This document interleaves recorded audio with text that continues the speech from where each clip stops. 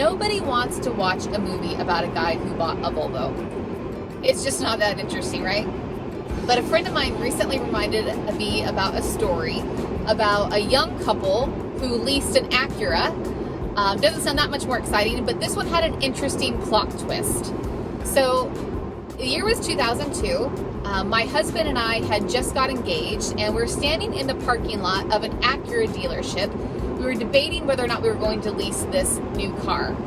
And we simultaneously committed to a car, but we also committed to the next 5 years of our life.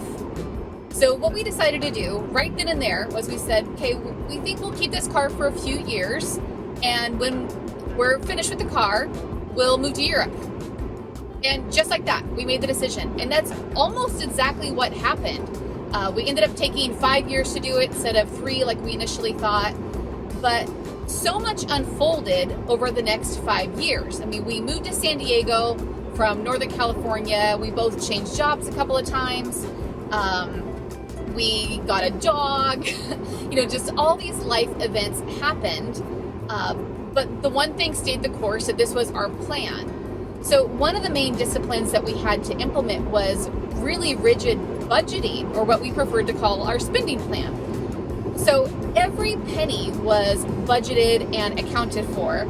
And this is the part that my friend makes fun of me for, was that, for example, we'd go downtown to Horton Plaza and park there.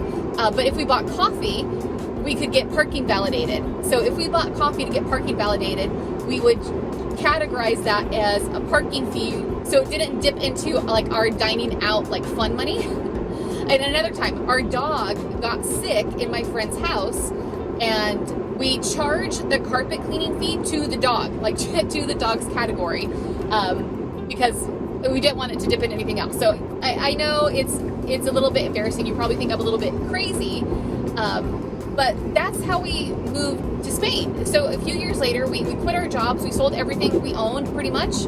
We loaned the dog to my mom and dad for the year, and we moved to Barcelona. We had an amazing experience. And so it sounds so whimsical and fun and romantic to just on a whim decide, hey, we're gonna move to Europe a few years from now, and to actually follow through with it. But what really brought the vision to life was the structure and the discipline and the budgeting and all of those things that came along with it. So maybe you're in a place now where you just need a parking lot moment, where you need to just make some decisions that I'm going to do something big, because the time's going to pass anyway. And the days are long, but the years are short.